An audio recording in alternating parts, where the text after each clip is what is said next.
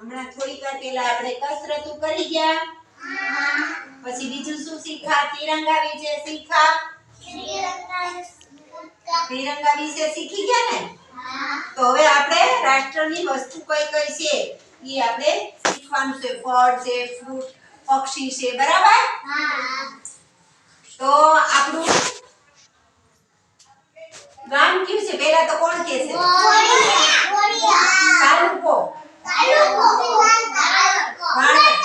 ભાણવડ. જિલ્લો દેવભૂમિ દ્વારકા. વાયા વેરાળ. પોસ્ટ રાષ્ટ્રીય પક્ષી ફળ ફૂલ રમત પ્રાણી નદી વૃક્ષ વડ.